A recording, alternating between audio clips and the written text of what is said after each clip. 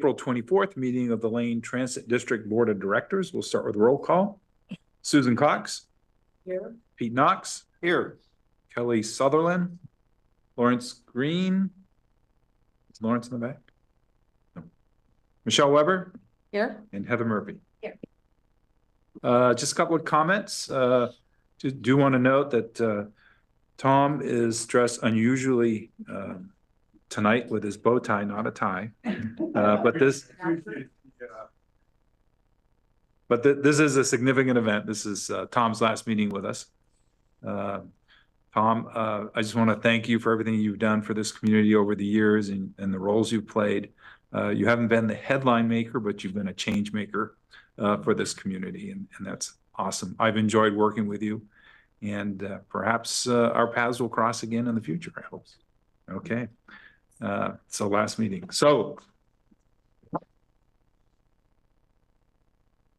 to celebrate, we're going to have cake and some lemonade after the meeting, so hopefully everybody can hang around for a few minutes and join us and do that celebration. Also, just a note, there is a little save the date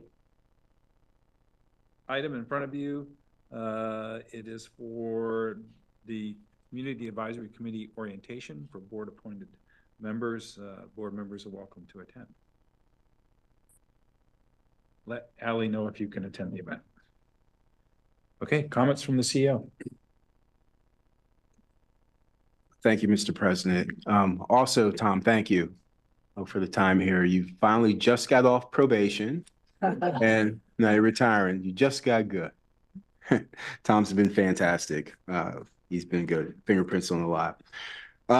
Just a few comments. One, I want to bring to the board that next month at the May meeting, we'll be bringing an item that deals with the moving ahead project that we have on several of our corridors, specifically the corridor that relates to River Road and MX on that corridor. So we'll be bringing a recommendation for action involving that to not implement MX on that corridor, but other strategies that will speed up travel times for those using our vehicles and implement safety measures. So just wanted to bring that to the board.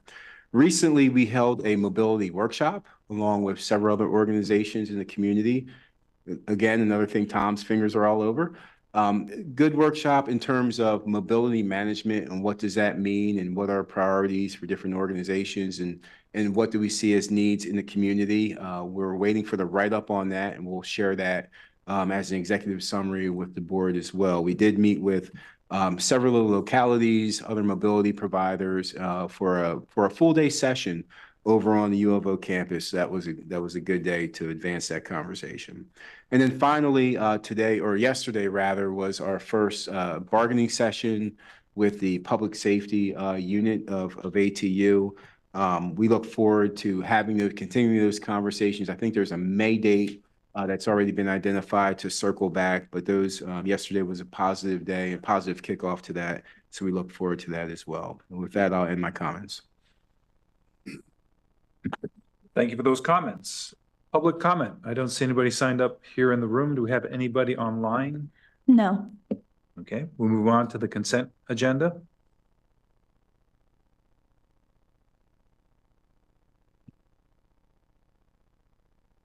Michelle? A motion? Sure. I move to approve the consent agenda as presented.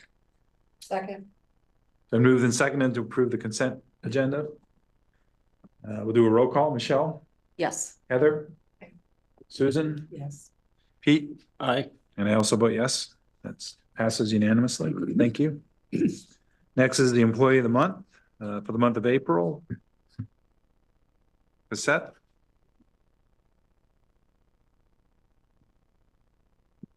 Thank you, Mr. Chair.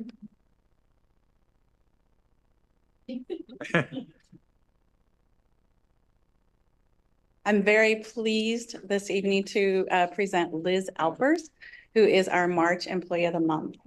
And I just want to say a little bit about Liz. You have something in your packet that describes how Liz helped identify an individual who was lost, a little bit disoriented, worked with operations to identify that individual and get them where they needed to go safely. But I just want to say that's the kind of service Liz gives every single day.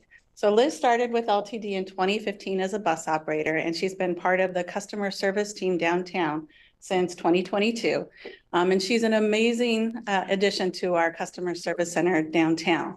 And one of the things that I like most about Liz is that she doesn't just give out information. She doesn't just tell people what they need in the moment, but she also teaches them how to get that information in the future. So she doesn't just look up schedules or look up routes and get people where they need to go, but she teaches them how to do it for themselves.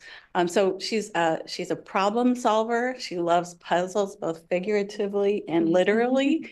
And she's just been such a delight. And I just, again, want to say how much I appreciate Liz and how proud I am to be presenting her tonight as our Employee of the Month.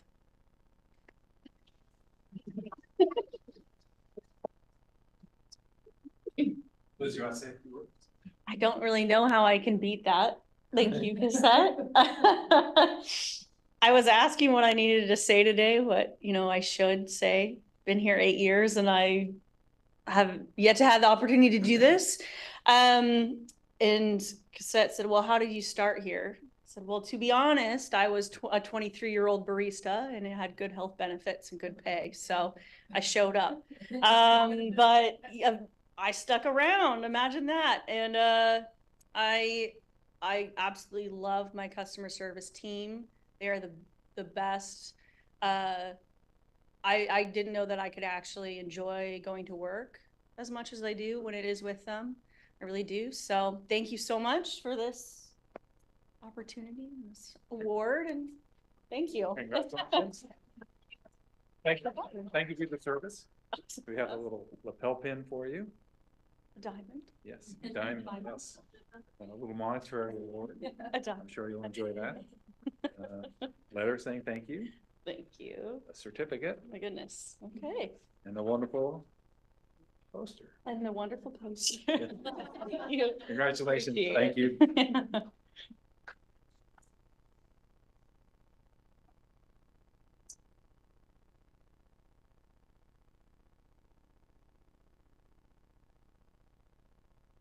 Next item. Next item on the agenda is update regarding the Operations Command Center project.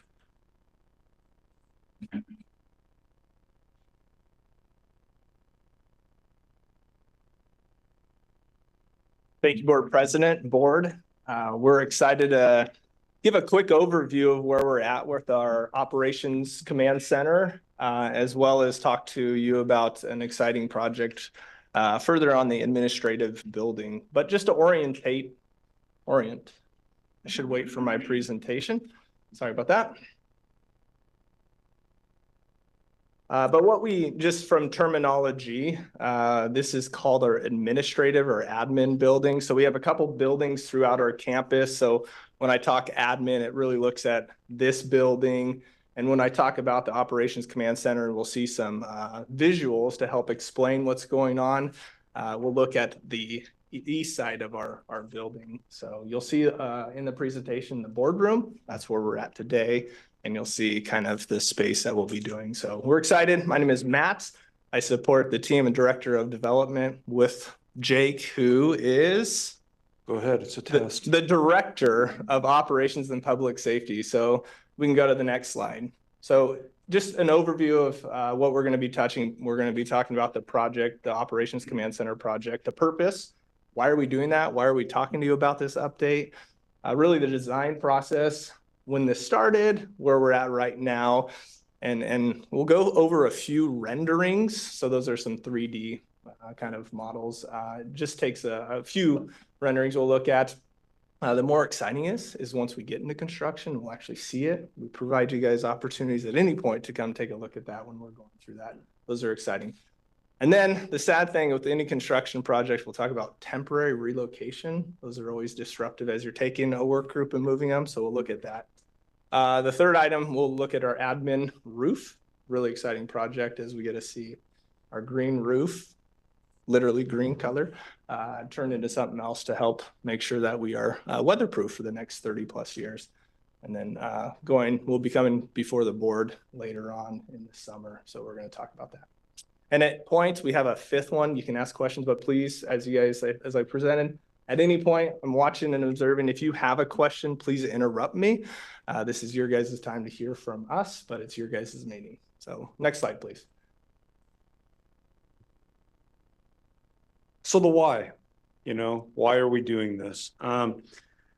It's been a long time coming. We've been looking at this for many, many years, and it's one of those things that we'll survive, and we push back and we push back because it takes a lot of work, like Matt's going to talk about in the rest of the presentation.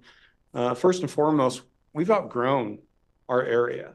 We just need a bigger area to do business. We currently have 2 stations that we do our dispatching from. And our safety and the stuff that we're dealing with on the radio has basically expanded. We have way more calls that we're dealing with to support our operators. And the way that those 2 stations are situated, one of them is at the front window. So what we're asking our employee to do is deal with whatever the operator needs in order to do their business while also fielding some calls. And frankly, some of the dynamics around those calls, they need to be more quiet. They need to be more concentrated in an area where they can respond to emergency management type situations and make the best call, whether that's getting PD involved, getting our local supervisors or public safety involved. That's what they need to concentrate, not people asking them questions or, really being on display. It creates a little bit more pressure. We don't have good meeting rooms for our employees. So we meet with employees all the time. What we don't want to do is we don't want to be on display in a window when you're trying to have a conversation with somebody. They're not all bad conversations. We have good conversations too, but they don't need to be on display. So we just need that area where we can kind of manage and safely conduct business. Most transit places that you see with a control center in regards to dispatch and stuff are not on display. They're their own isolated area where people can deal with what they need to deal with. We're also expanding that because we want to look at, what does the future of transit look like? So as we move forward and we're looking at mobility management, we don't know exactly what that's going to entail.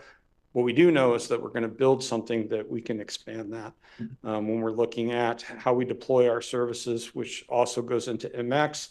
Right now it's managed kind of on a time point, which means they can't cross a certain time point by a certain time. In the future, we may have to go to headway management, which basically means we have a dispatcher that's dedicated to that series of service and is watching, making sure that they're spreading those apart adequately.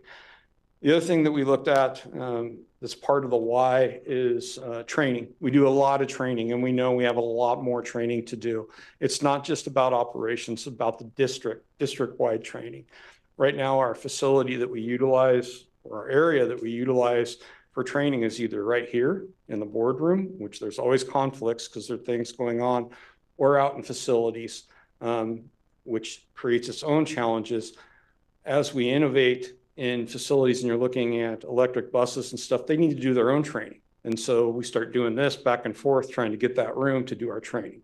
So we'll have a way more modernized, technology-driven training facility with its own room that'll give us room. And then one of the big things is connecting our internal people, our employees.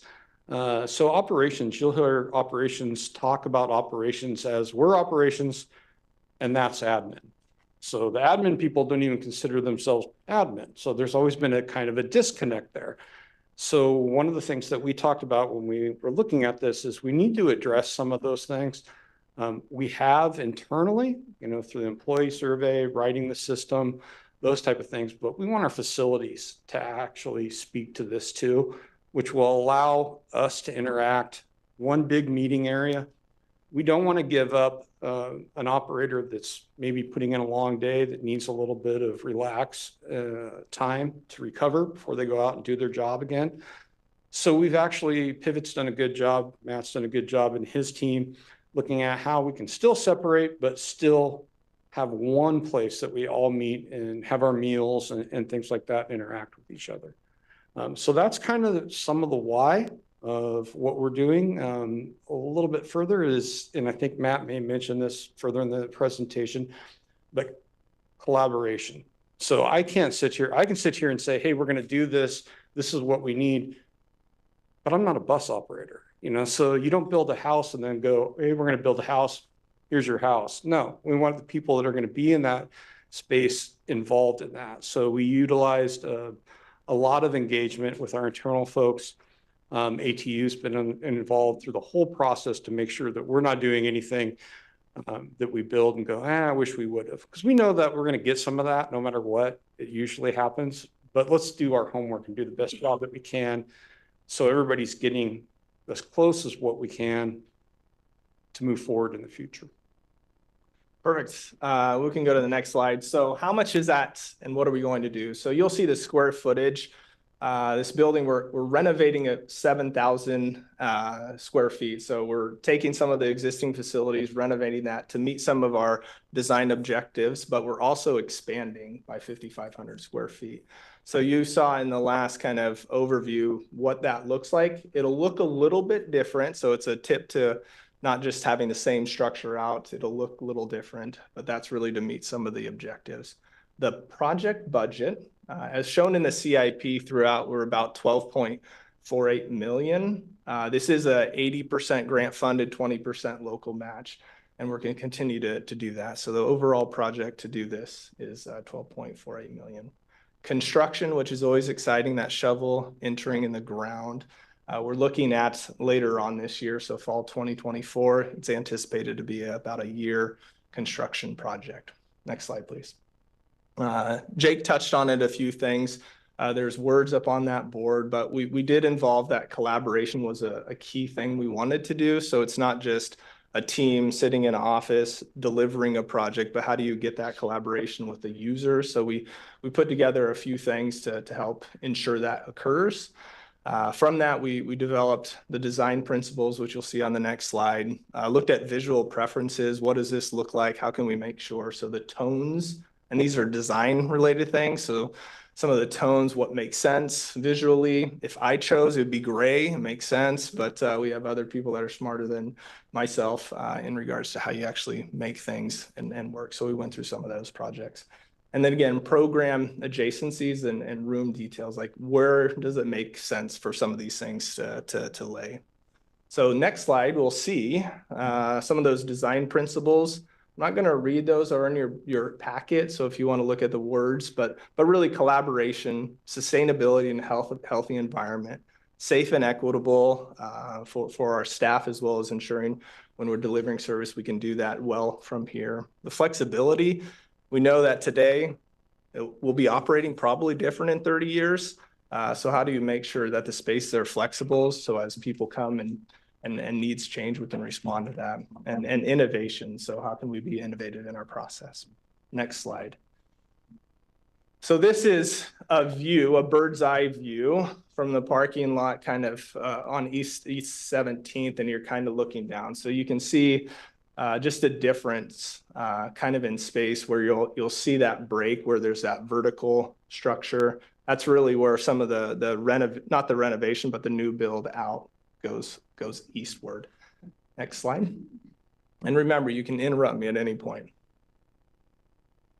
So as we're looking from taking that bird's eye view now to straight down, you kind of can start seeing some of those different spaces. So I said, right now we're in the boardroom. You'll see that on the bottom left. That's that kind of space that we're in currently. And just to highlight a few things, the collaboration, the food hub area, that historically, we've had a separation of administrative food places as well as operations, but that food hub will really be a good catalyst to allow for that collaboration, the connections there.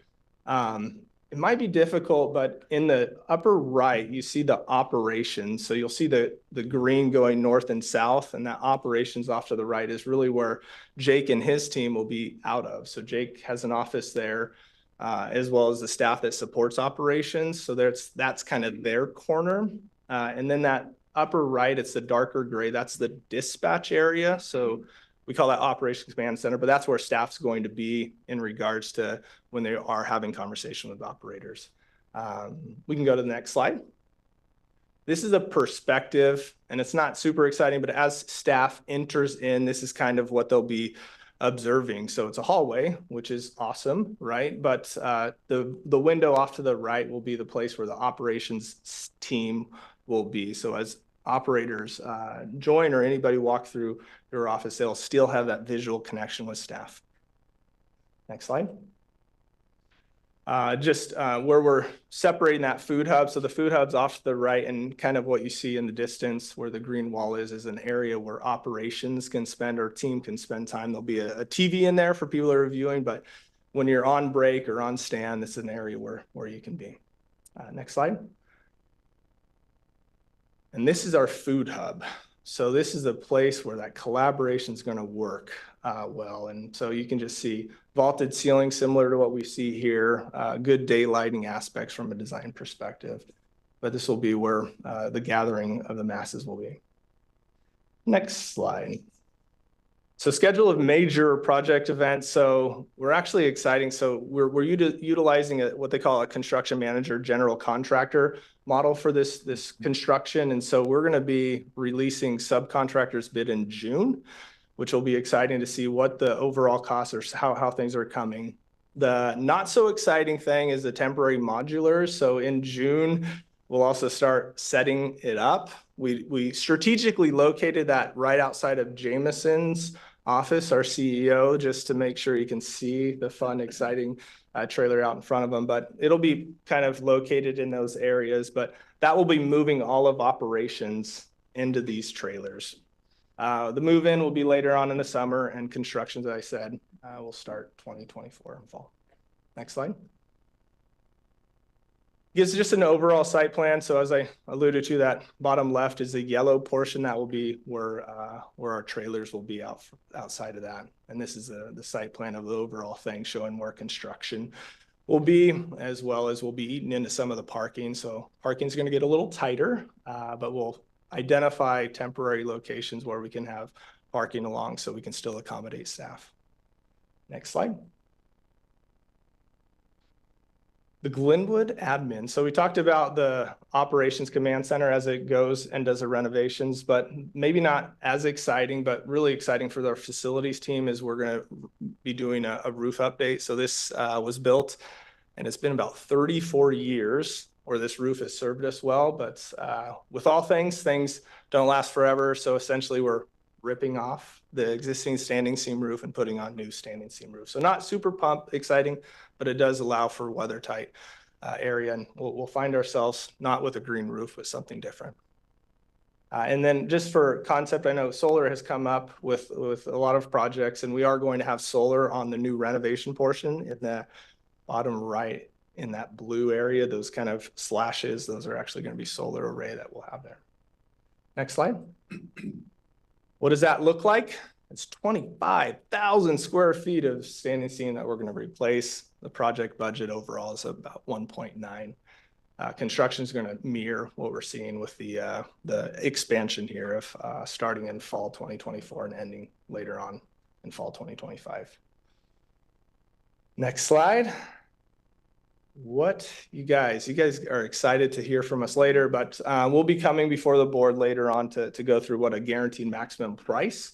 So with our the board adopted a CMGC process, construction manager general contractor, previously I think in 2023. We've been working with that firm, and we'll be coming before the board as we establish a guaranteed maximum price for the overall contract. So we'll be before you later on in the summer to talk about the operations command center, that expansion and renovation I talked about, as well as for that Glenwood administrative roof replacement. You will be hearing back from us, and you'll be as excited as us. So with that, I'll open it up for any questions. Questions?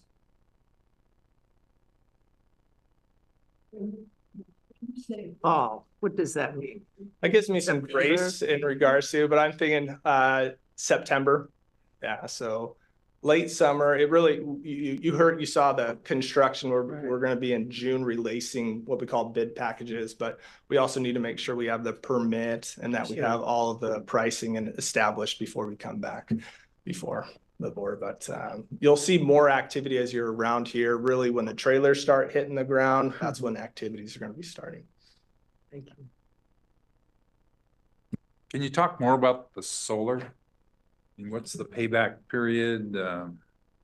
Yeah, I mean, there's actually, we just spent some time with our accountant who brought together some proposals in regards to what we could get back in regards to credits. So actually LTD, two things is as part of the funding, we have a 1.5% that we have to go for renewables. And so we identified solar as an opportunity. We actually have solar on our facilities building that we did a handful of years ago. And so the payback, I don't have that rate of return, but I do know that there's incentive for us to actually install that and actually get paid back from a what they call a tax credit. But since we don't pay taxes, we'll be able to receive some funds from the federal or the state government, I think through a financial thing called Section 48 on there. So there's some benefit there. And then we'll be able to produce electricity. So whatever that is, we'll put back in the grid. So this is a requirement of the grant? There's a requirement for state agencies to do renewable. So there's options for that. LTD is elected to do solar. Thank you. Thank you. Other questions? Big project. Thank you. Yeah.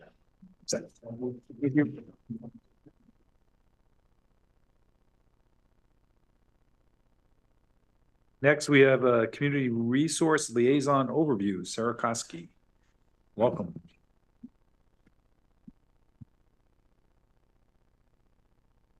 Well, hello, board president and board. Thank you so much for having me. My name is Sarah Koski. I am one of the newest staff members here, very gregarious and very happy to be here. I love LTD. You can't tell me otherwise. Very visual. So what you're going to see from these slides outside of this photo are images taken by me in the field of a lot of the work that we've done. Next slide, please. So community resource liaison, what is that? It emerged as a conversation between Jameson and I. Jameson is very experiential, which I appreciate. Our first meeting was a meeting on the bus. And because I get very excited and sometimes don't have any filter, my first conversation with Jameson was about period poverty, right? And access to bathrooms and what it means to be homeless. And then I came to myself and realized he doesn't know me from Adam or Eve, and yet I'm talking about menstruation, right? And so here we are 6 months later. So if that can tell you anything about me or my role, that's the starting point. We can only go up from here, right? So what does this role mean? At first, this role was a little bit of a social experiment. Patience Winningham, our former emergency manager in Lake County, has a great quote saying, you know, we're doing the best we can. We're building the plane as we fly it. That was kind of the premise of this role, is what does it mean to support the component of our ridership of folks experiencing poverty, homelessness, those in duress, all of these different things. So my first goal was to really examine what we needed here at LTD. And instead of coming in as a subject matter expert, in a prior role, I was the sole case manager for 410 Garfield Safe Sleep Site and did a lot of work with displaced individuals with the wildfire and other natural disasters. So instead of coming in and saying, you know, let's do trainings, let's figure out all these different things, the best thing, and we'll go to the next slide, was to really assess what this role was and what this role needed to be. And there was 3 components to this role. The first component was supporting our internal staff, right? As we know, the unhoused community, they're my people, they're my tribe, they're my deepest love that I have here in Eugene. They're also very taxing, right? And as a driver operator or a public safety individual, not all the time are you going to have a good run-in with someone who's unhoused, right? And so how do we support and equip our internal staff with resources, conversations, de-escalation techniques, so that they can have a better experience, their lives are better, therefore the lives of the community is better. So that's one of the components of the role. The second component of the role was community outreach. As case manager of 410, I had no training in any collaborative measures. You know, it was the largest, lowest barrier shelter in state history. It was also on average, folks that moved into 410 Safe Sleep on average 11 years unhoused. We're talking manic depressive, multi-personality, schizophrenia, unmedicated, right? How do you support that type of community? Well, the support came, and there was a lot of amazing examples of like revitalization, all of these things. But I had to go and equip myself. I had to go to LTD and get the resource packets. I had to learn what it was like to go. Those resources didn't come to me. So learning how to connect LTD with not just the community outreach component of a nonprofit or an executive director, but having a liaison that can work directly with case managers and community navigators in the trenches. And for the last 6 months, that has proved completely invaluable, not just to supporting the community, but how we are learning from the community, like resources, different call numbers, all these different things. And then the third component of the role is once we equip internally, once we make those connections and build connections, right? Loving on the community that we are here to serve and a very vital part of our ridership. So next slide. In and of itself, mission, vision, values, in my opinion, this role is a living, walking embodiment of our mission, connecting our community. We connect here internally, we connect externally. I would say about 25 to 50% of my time is out in the field in the trenches, being on site, having that presence. Next slide. So for the first part of my role here at LTD was listening sessions. I sat in the driver operator lounge and just listened, whether it was good, bad, the ugly, all the different things, and just really what was going on, how drivers saw folks experiencing poverty, what their experiences were like with people using drugs, all of these different things. And what was really unique was, especially when it came to public safety, our field supervisors, our ambassadors, they had great needs. They were like, you know, we don't know if we can put someone who's drunk as a skunk on the bus to go to Egan, right? Does Egan allow, you know, someone who's completely high? Does Egan allow these different things? And that was the birth of our first resource, was a Q&A where we gave it to all of our driver operators, and we held listening sessions of what we at LTD wanted to hear from Egan. Egan responded, and we created a fact sheet. And then with these types of fact sheets, warm clothing and blanket, we just had a field supervisor come. A woman had urinated on herself, right? In duress, crisis, crying. And so one of our field supervisors came up to my office. My office is stationed at downtown station, so I can be very readily accessible, and asked me, you know, where are the cheap or free showers? So I reached out to the city. They didn't have a fact sheet. I reached out to some of my contacts in case management. They didn't have any. So in under 24 hours, we built a confirmed fact sheet. I called all of the pools, the locations, the centers. Not only were we able to use that as a resource to customer service, our public safety, all of that, we were able to give that as a gift to the community. So the best thing that I really love about this role is not only are we equipping and developing new inroads, but we're also coming with our hands out, saying whatever we have, we're here to share. And then another thing, I have a cell phone number, which acts as like an Ask Alexa or Ask Siri. So if someone has a question, whether it's public safety or an ambassador, they can text me, and I try within 10 to 15 minutes to get an answer to them of like, you know, hey, this person needs access to a food box. What's open today?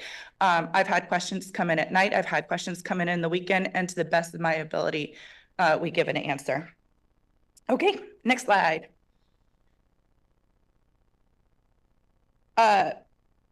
One more slide.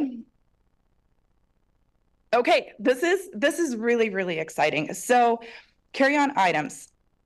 What the biggest concern was for a lot of folks here was we needed to amend our safety requirements of what can and cannot be brought on the bus. It was honestly for safety, but it really affected the marginalized communities, right? The difference between a wagon, you can only bring on one, you know, big bag of bottles and cans, all these different things. So one of the first meetings we had, and I really credit Pat Walsh, was what are the type of communication styles that we need to do when talking about safety and putting these things on the poster? what we saw was kind of the language of for the safety and comfort of our community. Well, yeah, comfort for those who are very privileged, but it's going to be very uncomfortable for unhoused communities to no longer get access to one trip to the bottle drop or using their wagon. We looked at, especially from the experiences of the shelter, you know, folks don't have reading glasses or glasses to see. Without my contacts, I'm blind as a bat, right? So how do we talk about what can and cannot be on the bus using infographics, really large fonts?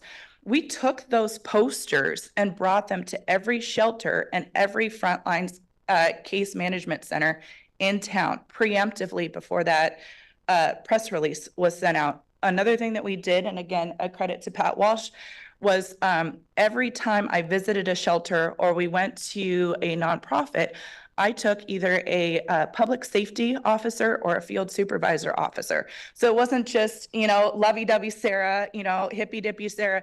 It was someone actually in their full outfit of public safety coming with me. And what it did was it created this really unique bond and built bridges.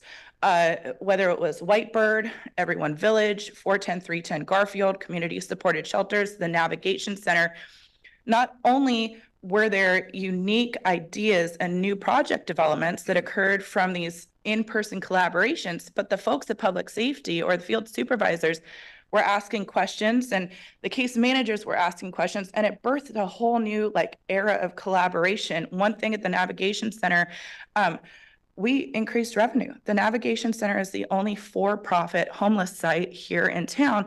They don't qualify for the nonprofit discount, so they had not been getting their individuals bus fare.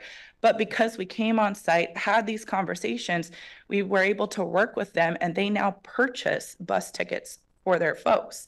And then another great question came from another case manager of, hey, we have some folks, they're on the mend, they're going to their doctor, they've been banned from the bus.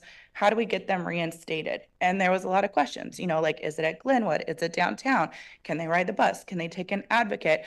So more resource guides, not just internally, but externally for case managers. When we went and did these sites, there was two things we brought. We brought the large posters. We also brought a what to bring on the bus Q&A, which was a Q&A that was directly tailored to the needs of case managers. Again, my experience at 410, where I built the plane as we flew it to the nth degree, right? So these Q&As was why are we limiting what we're limiting on the bus, the reason behind it. It wasn't just to, you know, be a taskmaster or all this. It was because of safety. What are the options? RideSource options, how to get in contact with RideSource, our work with Whitebird and the taxi program with that. And then we had a whole section on bottles and cans and where to do bottle and can redemption sites that were outside of the scope of our MX. And then for the first time, we opened up our ltd@ltd.org email address, and we placed it in here that anybody who had questions or wanted to give comments about what could or could not be on the bus, whether homeless or case manager, could email. And we were very clear, we're not changing the safety rules that we have now, but we want to hear from you. What happened was when we did that press release, I really honestly believe that the blowback of the community was reduced significantly, not just because we were preemptive and went to all of these different sites and had a lot of collaboration, but a lot of that chatter in the comments online were met by community navigators and case managers. You know, someone would be like, oh, well, this hurts the homeless. The case manager would pipe up in the comments and say, well, in fact, LTD actually came and talked to us. We're good. You don't have to worry about us, right? And then my favorite story of this collaboration was a gentleman who was formerly homeless, the chair of LEAGUE, which is the lived experience group for the county. He had made some really significant comments on a KVAL post that were really valid. And I shared it with Cosette, who, mind you, is an incredible boss, if you guys want to know. Like, I love her to pieces. Cosette not only was very interested in what he had to say. Within 24 hours, we set up a meeting with this gentleman. Cosette and I were at a coffee shop listening to him. And he said, my gosh, for the 20 years I've been a homeless advocate, I have never had a large scale organization listen or hear what I had to say to the degree of what LTD did. he became an ambassador for us and continued. He invited LTD to sit in on a couple of leagues. And when there was a lot of chatter online of like, oh, LTD doesn't like the homeless because they're doing this, the guy was like, no, LTD is cool, you know? And so I was just, it's just been an incredible opportunity to really share love. And I think the biggest thing that I want to emphasize in all that we do is LTD is leading by example. You know, we're setting the stage of opening up the door, having these conversations, and then whether or not someone gives us positive or negative feedback, I have a whole spreadsheet. So, you know, I have case managers from Whitebird, all of these different places where they have ideas, and the bountiful amount of ideas and collaborations coming from the trenches of workers who typically don't have a voice, right? Like these aren't the executive administrative level folks. These are the folks that are dealing with our society's crisis, are now having a seat at the table and bringing these thoughts to LTD where we can weave them in to the constructs of our strategic plan and our forward movement, which is absolutely incredible. Next slide. So I like to celebrate macro and micro wins. As we talk about LTD, and you know, I didn't realize how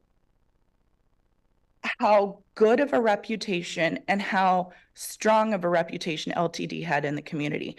And still, until I started going to events, like I went to an Egan event and everybody was excited that LTD was there.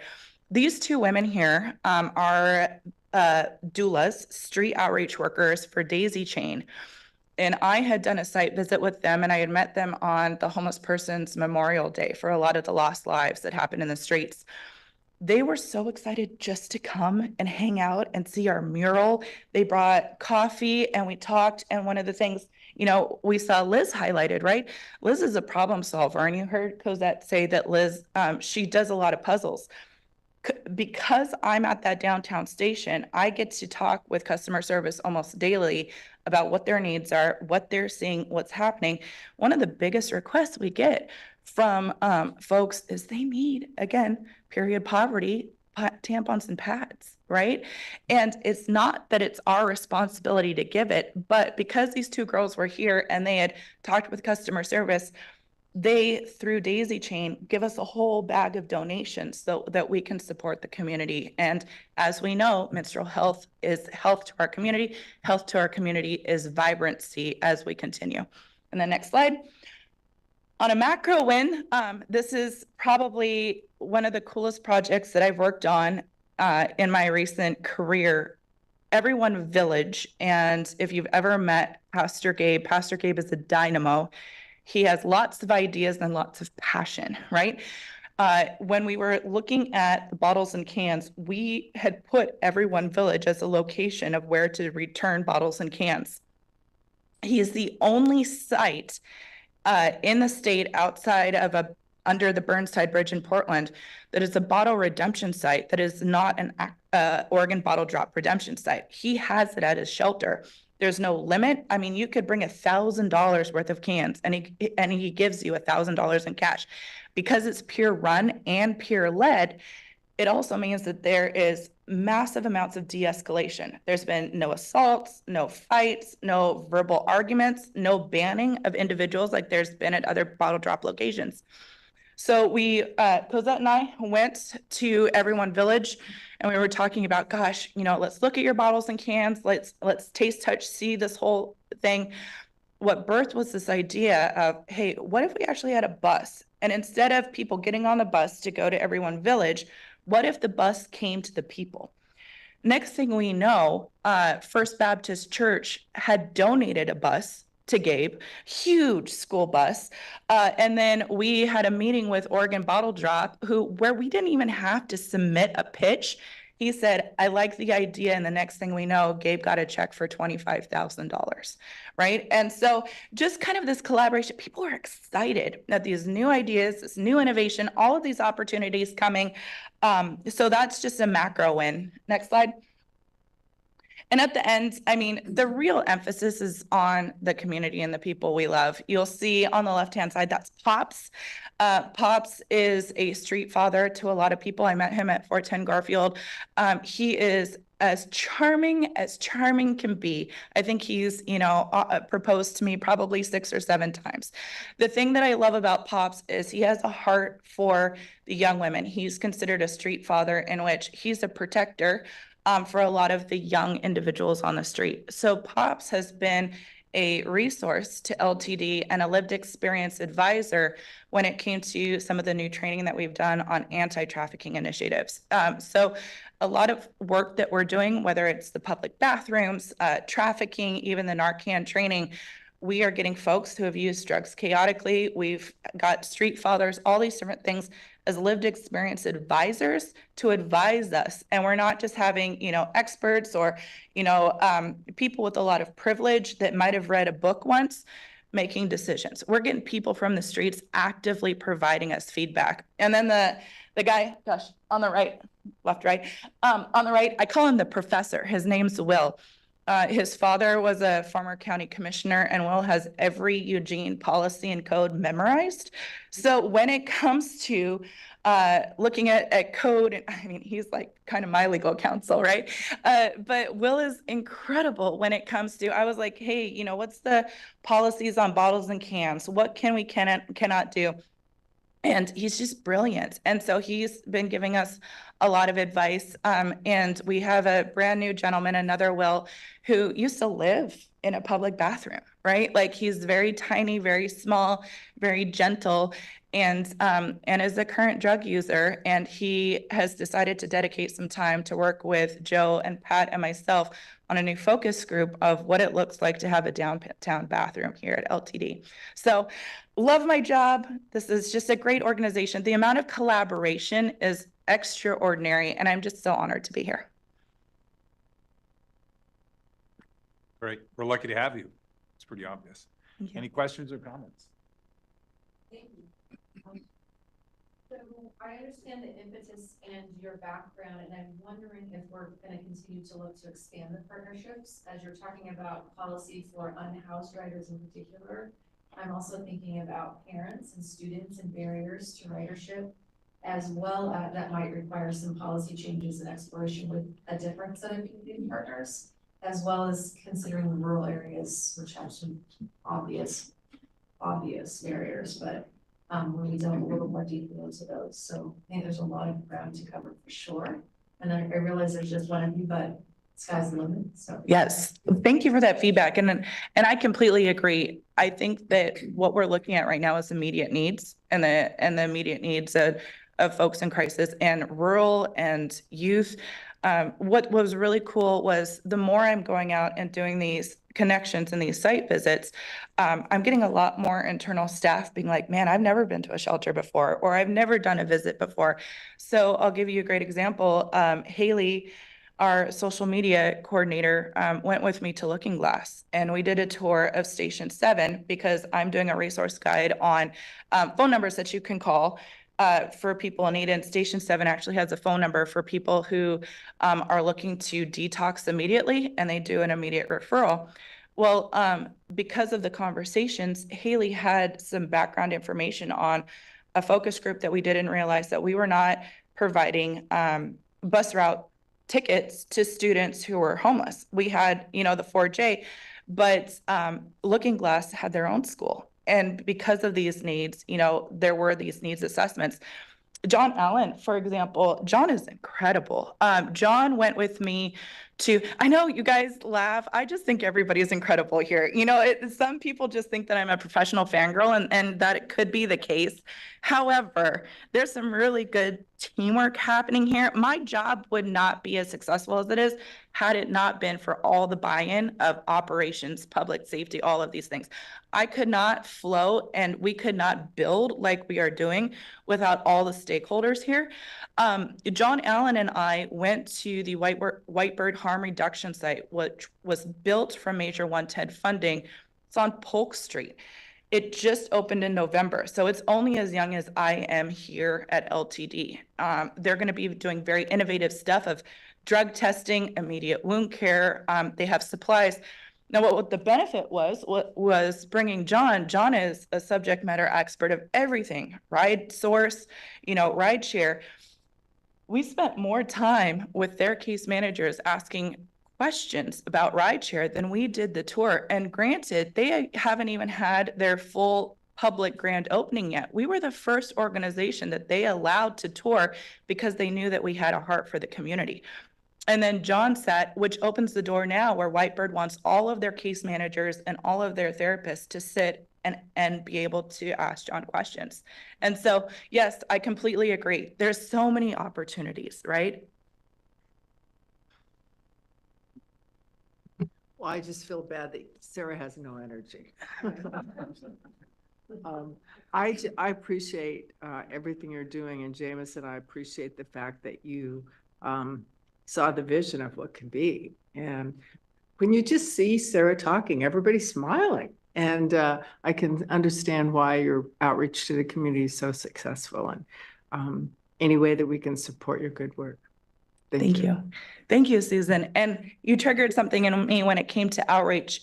The work that we did with that preemptive bottles and cans, where we went out to the community before the press release even happened, TriMet came to us and asked us, how the heck did you do what you did, right? So thanks to, was it Jake? Maybe I'll give you credit even if it wasn't you. It was Jake. No, it was Brian. Sorry, Jake. It was Brian. Brian connected me with their safety person in Portland. I spent an hour talking to them about our tips and tactics. Again, we're not close-fisted. I'm a huge fan of open source, right? When it comes to technology, that the amount of collaboration we do can only make the community better. She connected me. There is a woman at TriMet that has a similar role, but instead of that community collaborator and more of that outreach worker, she works in public safety doing de-escalations.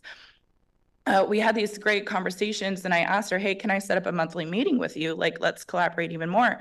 And she goes, well, Sarah, it just so happens, and I have to look because I don't have it memorized. She's the chair of the National Transit and Vulnerable Populations Work Group. Because of the work that we've been doing with outreach, LTD has now been invited to the table in that national work group, which is just outstanding and exciting. Thank you, Sarah. Appreciate your presentation. This is the second time I've seen it in 24 hours. I just want to mention, the other night I was talking to some a couple that I know that are bus dependent, and they we're grumbling pretty hard about the carry-on policy, and the guy said, "Wow, you guys just did it just as an anti-homeless thing." I'm like, no, that's not why we did it. And I tried to say, we're trying to do stuff that I wish I'd seen your presentation like 3 days ago, because I would have actually been able to articulate a little bit better what you're doing with the homeless and other populations. So I really appreciate that you're doing this, and thank you very much for representing our organization well. Thank you. That means the world to me. And I think that there's a lot of difference. And I met this tension when I was the case manager, that there's a difference between an unhoused individual and how they advocate, and an activist and how they advocate. And sometimes the activist has good intentions and over advocates on behalf of a community that already has it. I saw a gentleman on the bus who had some bottles and cans and just was doing everything right. And a self-proclaimed activist caused way more trouble and brought way more attention, right? And so I appreciate you, Peter, of your sensitivity and the work that you do. That what I think our goal is for this role is not only the equipping, the empowering, and the education, but allowing the community of unhoused folks to be seen and heard in the sense that they feel calm and heard, so that the activists then don't come marching into a boardroom, right? That there's no need, because the crisis has already been solved before the crisis happened.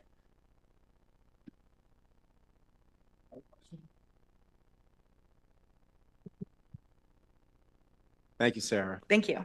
The one thing I'd like to add as well is, while this is helping us to understand a segment of our community, it's also helping our frontline employees, our public safety employees, our operators to understand how to handle certain things that come up. It also helps to support them in ways that they need support. I think our community has changed over the last few years, and our employees need a different level of support, and this helps in that regard as well. So we're proud of the work that you do, and I look forward to seeing it keep going. Thank you. Thanks again. Next up is the Community Outreach and Communications Assessment. Tom?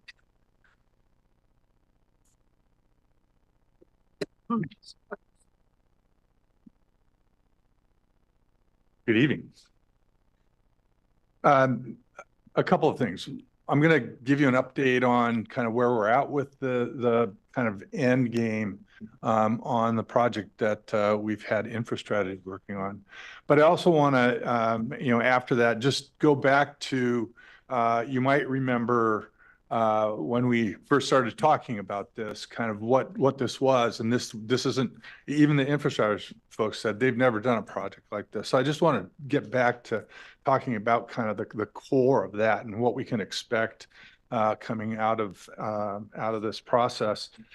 First of all, as you know, we formed a community steering council with the intent of bringing a broad range of individuals from around the community leaders, community people that have been involved in different things, different demographics to the table to talk about and help LTD develop a more sustainable and I think consistent a way of communicating and reaching out with the community. And I'll go back and say, that this started with, as we were talking about the notion of reimagining the ride and doing things, a little bit different, that one of the first things we needed to work on was developing that more consistent framework for communications. And so the CSC met 6 times as we asked them to do. Very good meetings every time, very constructive. In addition to that, we had done a lot of work up front, talking to community leaders to get a sense of kind of where they thought we were at in terms of communications and how we might do better. After that, we met with additional community organizations just to get a really broad range of not just individuals, but ways in which they might be interacting with LTD or the community at large. Out of that came a draft community framework, communications framework, and we put that out for public review, as we do a lot of these things. Got some really good comment back. And I'll tell you, just because this is how we used to do things, typically we'd say, okay, thank you very much. You provide that output. We'll make some changes as we see fit, and then we'll take it to the board for adoption. Well, in the spirit of what it is we're trying to do, we took a step back and we said, how should we use this framework to get concurrence with the board that this is the framework we want to use? So again, we took that step back. We're inviting the CSC back to look at what the comments were, look at how we're proposing to address those comments in a way to kind of create that final draft, get their input in that meeting, get that group conversation going around how we can make this the best that we can moving forward. We'll be then taking that to, and so that's scheduled sometime between the end of April, which we're getting near, and mid-May. We'll bring that group back together, and then we'll take what comes out of that, finalize with our consultants, InfraStrategies, a document that we'll then take to SPC and then into the board for adoption.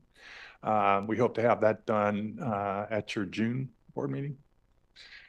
So that's the process. That's kind of really a description of the end of the process. But I wanted to just take a moment and talk a little bit about what got us into this and how we've been thinking about this. And I'll say, first, and okay, some of this is coming up because I'm leaving. This is my last board meeting, but I'll tell you, I've been doing this for a long time, done a lot of public outreach in a lot of different ways, good and bad. But this was the first opportunity I had to work on a process where we wanted to accomplish something different. We needed to change how we were engaging with the community. I can speak as being on the front lines of some of that, yeah, there's better ways to engage with the community. And so in that context, I'll just say, I started out, most of my work has been in regional planning and developing new ideas and moving things forward, engaging communities and organizations. And when I came to LTD, I knew I was going to be doing a lot of that same work, but as long as I'd known LTD, I didn't understand what they did and how they did it and why they did it. And that's been the awesome transformation for me, because what I think, and so I started out, I will say the regional planning process for me is one where, to quote Amanda Gorman, right, remember her inauguration poem, I wrote out just so I can get it right. But she said, "The new dawn blooms as we free it. For there is always light, if only we're brave enough to see it, if only we're brave enough to be it." That's characterizes what I think we've been trying to do at a regional level in terms of engaging our partners. But here's the thing.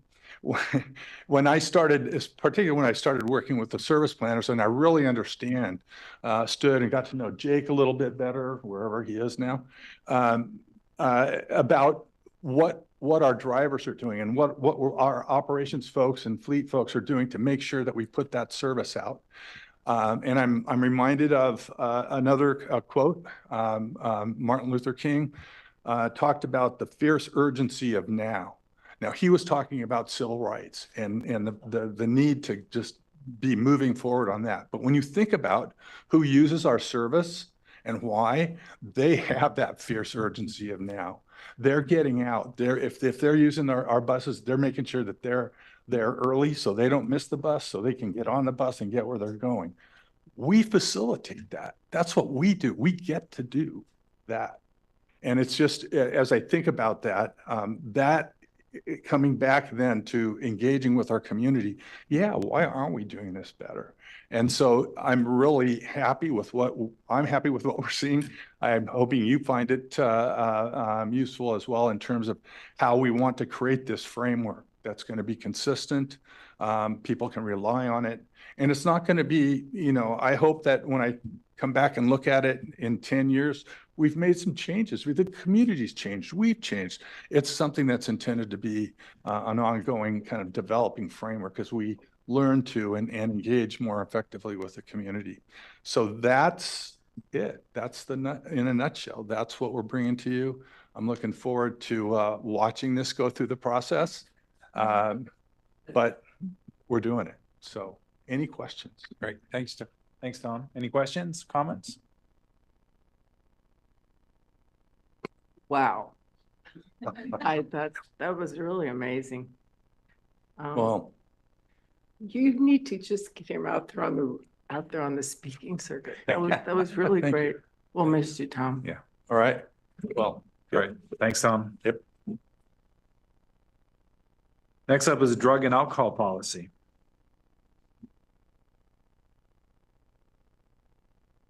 And this is an action item.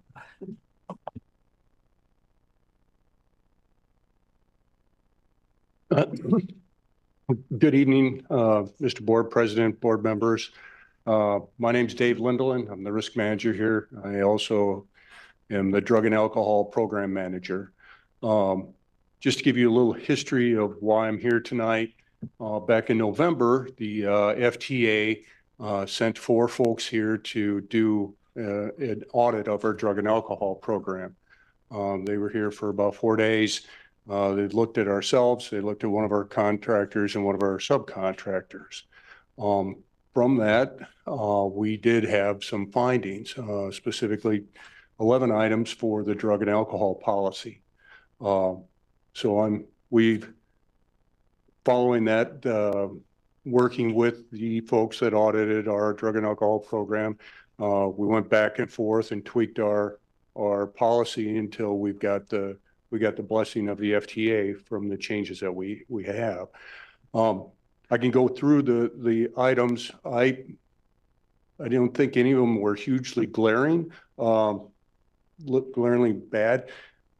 There's been some changes. So like we had in the past, when you do a drug test, the FTA has only allowed you to use urine. The FTA now has approved the use of swabs, so you can do mouth swabs to do a drug test. It's a little misleading in the fact that they haven't authorized any laboratories to process the swabs. So in our policy before, it was very clear that you had to say it was a urine drug test. Now we needed to remove the word urine because it's a drug test because it could be urine or a swab. They also have removed in the past post-accident wise, if a post-accident drug and alcohol is triggered, which means somebody was transported and or a vehicle was towed, or if there was a fatality, roughly speaking, those were the triggers for a post-accident test. It used to be that for alcohol test, after 2 hours, you had to document. That's still in place. But then after 8 hours, you could no longer do an alcohol test. They've removed that 8-hour time limit. So we need to remove that 8-hour time limit from our policy as well.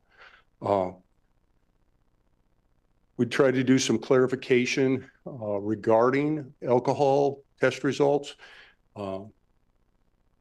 The FTA says that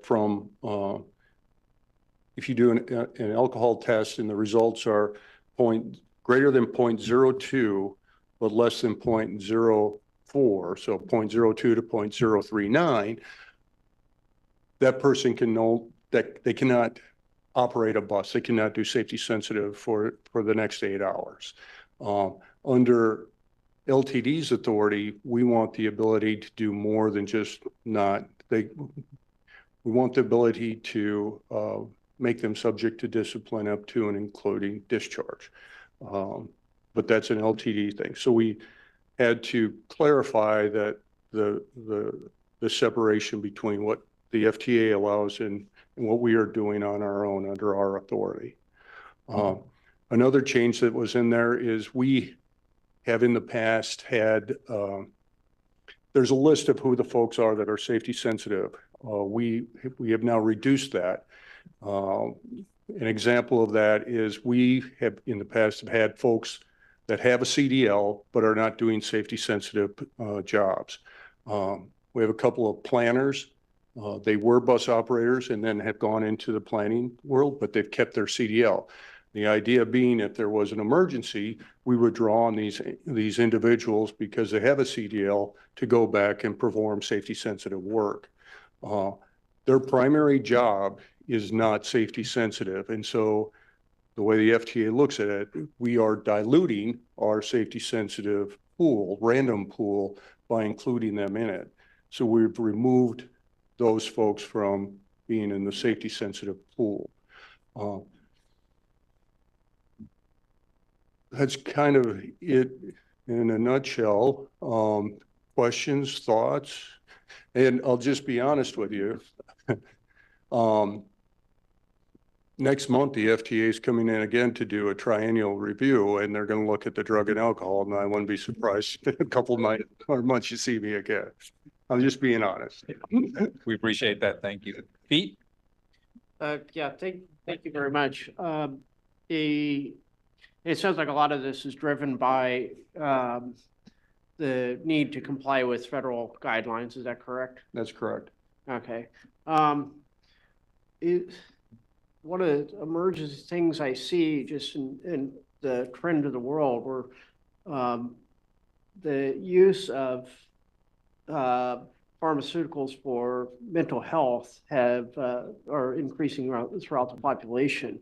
And some of those drugs people can be on for a very long time, and they can be disruptive to your ability to do anything.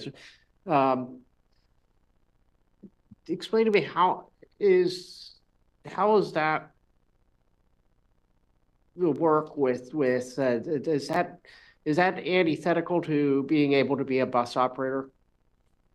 So, so it gets a titch tricky. The FTA, the drug and alcohol, there are 5 specific drugs that the FTA requires you to test for. That's it. So we've got cocaine, PCP, amphetamines, opioids, and marijuana. So that's the panel. That is the panel that I can test for under FTA authority. There are some, there's a process so that if somebody, so if I have a prescription for Adderall, which falls into that amphetamine world, there is a process for me to legally take that, because it could show up in a test, in a random test, and then the process, the medical review officer calls me, verifies that there's a valid prescription, and I'm following it based on the guidelines that the prescribing physician has laid out. If all that seems square, then I'll never know any of that happened. I'll just get a negative test result. If during that process things don't line up, then it's going to come back as a positive to me, and then there'll be consequences. So for items that are outside of that panel, basically the only way we can catch that is through a process called the reasonable suspicion testing. And then that'll be looking at, again, what are they under the influence of those things, but then do we need to send them in for a fit for duty test and those type of things? Does that kind of answer your question? Yeah, I did notice in the policy that basically if you are on prescription drugs, you can work with the drug officer, as it were. I forget the term that was in that you can work around that. My concern is that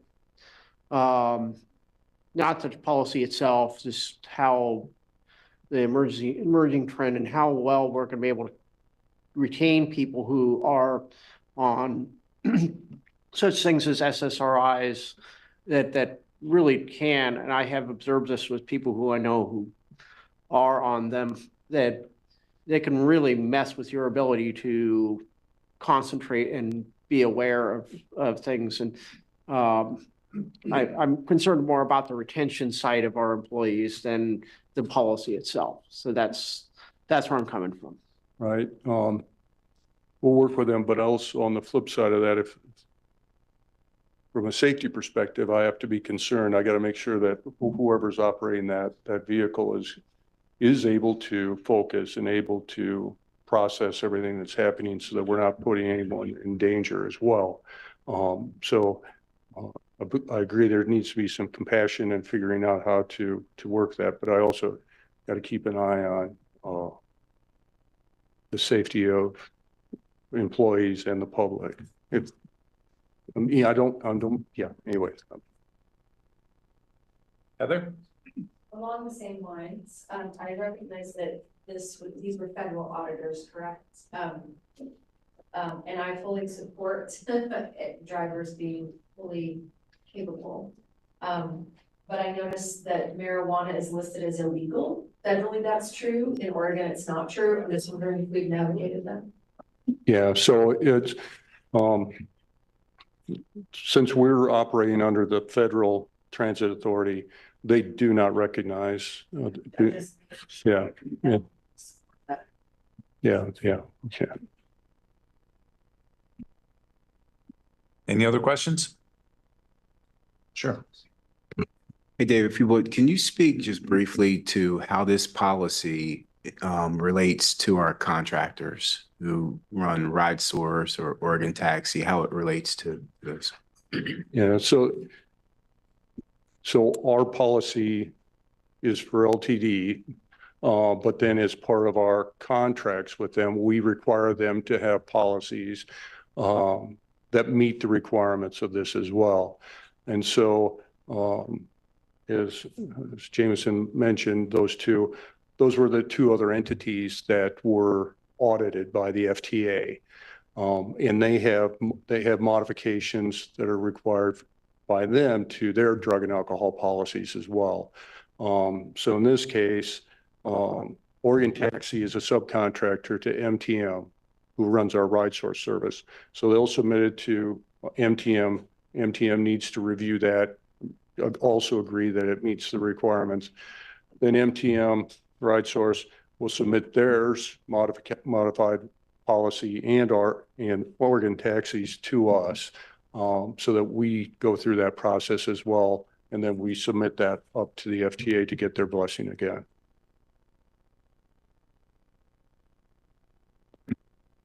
Okay, Michelle. Not a question, more of a comment.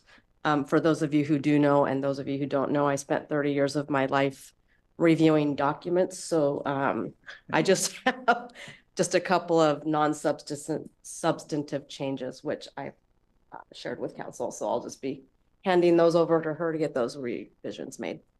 Thanks for doing that. Thank you. We're ready for a motion? Absolutely.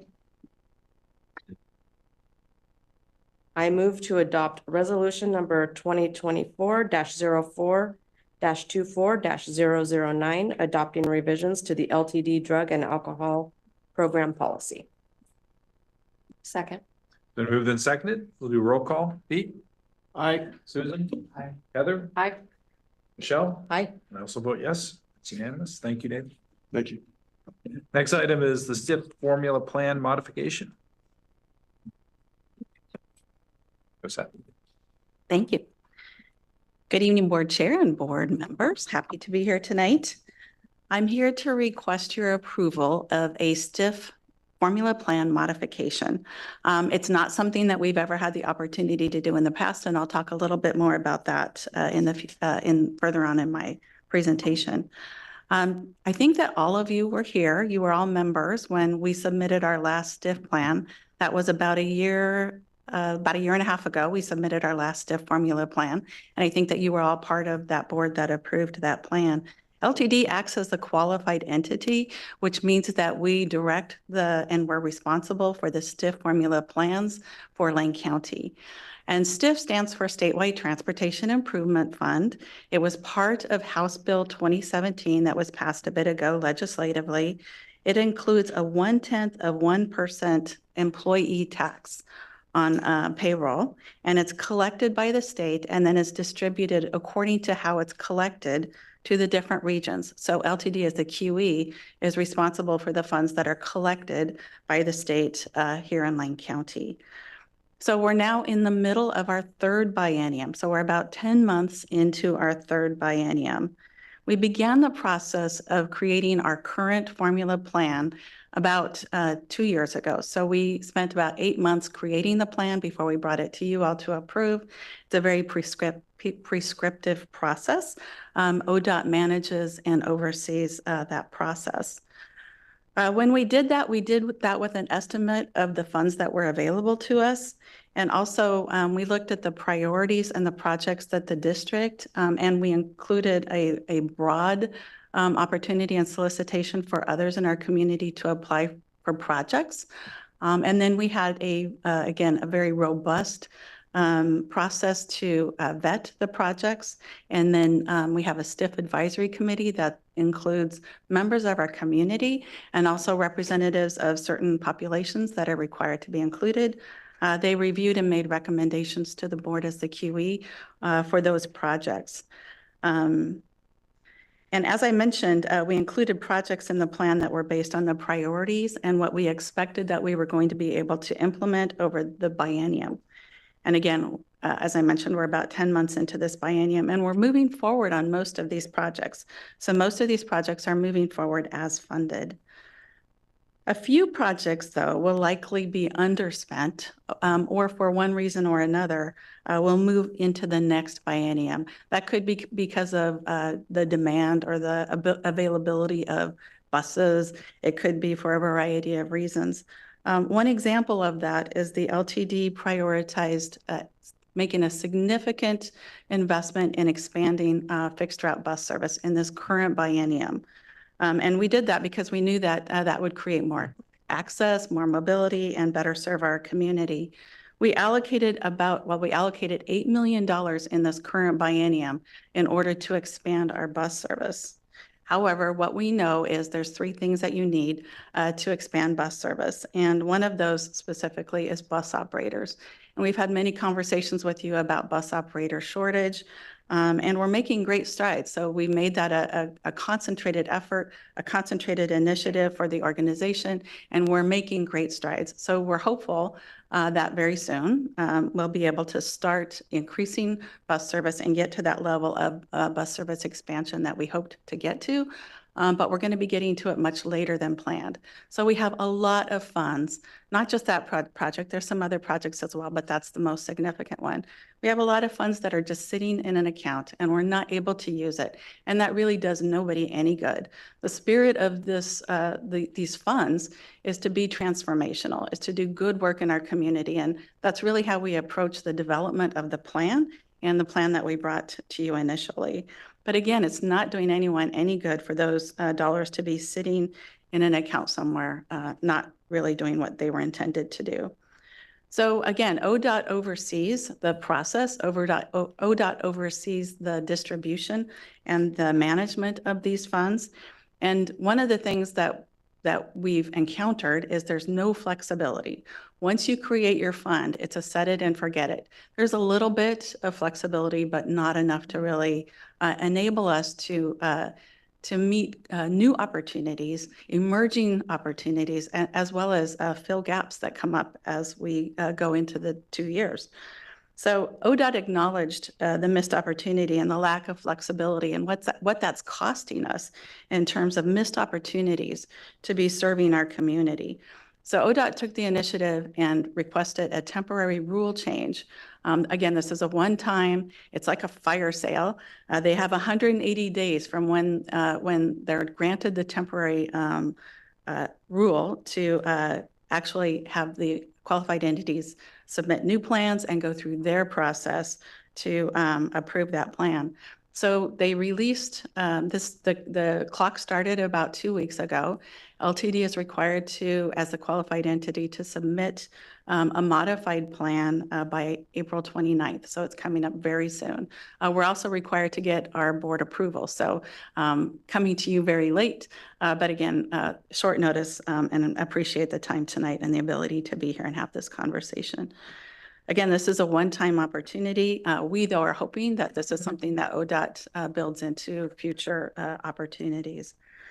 So there are requirements. We can only reallocate or allocate funds to projects that are already in the adopted plan, and that was done by design. So that adopted plan, again, was vetted through the community. It was vetted through you all. So any funds that are shifted or reallocated are done so in the same spirit as the original plan, and I think that that's a good thing. So in your AIS, you'll find the modification that staff is recommending. And I want to just stress a couple of things. There's no new money. So we're not getting any more money as part of this modification. It just gives us an opportunity to reallocate some funding into projects that we may or that we know that we're going to be looking to provide funding in the future. Again, this gives us the ability to be flexible, agile, and to adapt to opportunities over the next 2 years. So I do want to bring your attention to a few projects that we know that we already can put this funding to use. Our RideSource ADA paratransit service is one of the projects that's currently in the plan. that we actually initially applied for more dollars than there were dollars available. So we'd like to consider increasing the allocation to the Right Source Paratransit Service. The service provides origin to destination for people in our metro area who are unable to access our bus due to a disability. In addition, as we're looking to expanding service, one of the other three things that we need for that bus service is buses. So over the next year, we have the plan to purchase 8 more 40-foot buses. And this gives us the opportunity to purchase actually 10 more total. So we have federal funds to purchase 2 more buses, an additional 2 buses in the next fiscal year. And this gives us the match for those federal funds. And then we just have, Sarah talked a lot earlier about some of our human service programs, and those programs were consolidated into the STIF in the last biennium. So we started funding those services and those programs through our STIF funds. And there's some of them that could use a little bit of extra funding. So this gives us an opportunity to support some of those programs as well. In addition, LTD had an opportunity to partner on an application for federal funding for a new pilot on-demand service. And this on-demand service is unlike anything that we're currently providing. It's kind of a very turnkey operation. So LTD won't actually be operating it. Someone else will be operating it, but it's an opportunity for us to do a pilot project and really test, again, going into our mobility manager role to test another mode and see how it operates individually and independently, and also how it complements our bigger service. So that's a fairly expensive opportunity, but again, we're partnering with others on this. And we don't know for sure that we're going to get that funding and be able to implement that service. But if we do, it's going to take about $1.7 million in match for that federal funding. And so this would give us, again, the opportunity to take advantage of that. And again, it is part of our current plan. So we do have Mobility on Demand pilot as one of our current projects, just not to that level in terms of funding. So that's really about all I have today. Again, I just also want to stress that what I'm asking you to approve tonight is not any spending authority. What I'm asking you to approve tonight is a modification of the plan. Some of the items that I just spoke about, you're going to see in the budget that's going to come to you. And that will be where you would be potentially providing spending authority. But right now, we're just looking to get these dollars out and use them. We're accumulating more. So this is an opportunity for us to use these dollars as they were intended, in the spirit that they were intended to serve our community. So I welcome any questions. Thank you, Cassette. Any questions? Great. Thank you. Entertain a motion. I move to adopt resolution number 2024-04-24-011, authorizing the CEO to submit an application seeking modification of the 2023-2025 STIF formula plan. Second? Second. We have a motion and a second. And we'll do roll call. Michelle? Yes. Heather? Yes. Susan? Yes. Pete? Aye. And I also vote yes. Thank you. Thank you. Next, we'll move on to other business. There's some board member reports in your packet. Does any board member would like to talk about some of those or anything else? Pete? Yeah, I'd just like to mention that on the 3rd, we had a roundtable with me and Susan and most of the executive staff talking about recruitment and retention, and they outlined a fairly detailed idea of how to. They're already implementing new ways to recruit people, and looking at retention, really focusing on the mental health aspect of the job that as an operator. There are many challenges in the community that they're facing, and also how we might introduce people to what those challenges might be before we put them through the training process and get them out on the road, so that they aren't surprised and go, whoa, I didn't sign up for this. And they can see that much earlier in the process before we go through the expense of training them and the time wasting both LTDs and their time. I'm excited to see what happens over time, to see if this strategy comes to fruition and works, because it is, we got some serious challenges here. So, but it was a good meeting. Thank you, Pete. Any other reports? Susan? I'll just add to what Pete said, that very much appreciate all the effort that the staff put in to be prepared and educate us for the meeting. I regret there weren't more board members who were able to hear it, because there was just a lot of good energy. And when Sarah was talking earlier about collaboration, we were able to really witness a lot of the collaboration that happens interdepartmentally at LTD. So it was certainly valuable for Pete and I, and hope that it was also valuable for the employees as well. Great. Thanks, Susan. Any others? Heather? Yeah, and I'm sorry, I had to miss that meeting. I was signed up to be there originally. But I want to talk about, because our meeting moved this month, we had our Lane Act meeting a week ago, tonight, a week ago. And they talked primarily about priorities for projects coming up. Long meeting, went over lots of priorities, more to come on that, I think, but. Thanks, Heather. Any others? Okay, moving on to the delegated authority report. Any questions regarding that? Seeing none. Monthly department reports. Questions, Pete? Yeah, in regards to public safety, I've noticed that there was a significant drop in the number of fare checking on the MX. Is that because we're trying to focus on the wider system? I know we only have something like 10 public safety employees, and that we've been using them for that role. So why do we have that drop? Yeah, so that's a great question, and thank you for asking that question. We talked about this earlier. So two things I'll comment about, and I think will reflect on what you're talking about. The first is that we began a new year.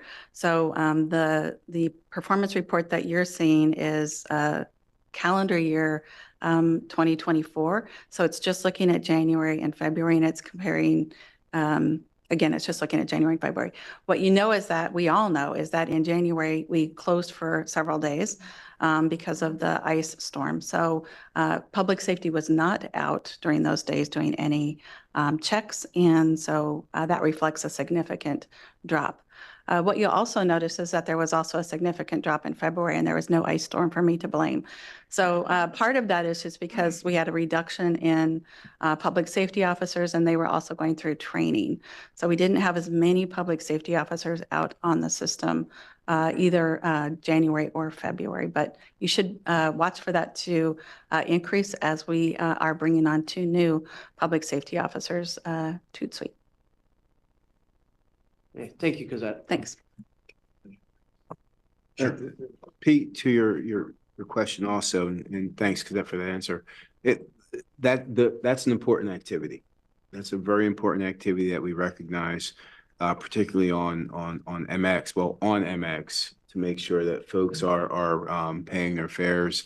A few weeks ago, WMATA in DC put out that they estimate that they lost $40 million last year in fare evasion. We're certainly not WMATA, but there is a cost to fare evasion. So we will be focusing in on that. When we come forward with the next operating budget, you'll see that we are paying very close attention to public safety and looking to add to that group.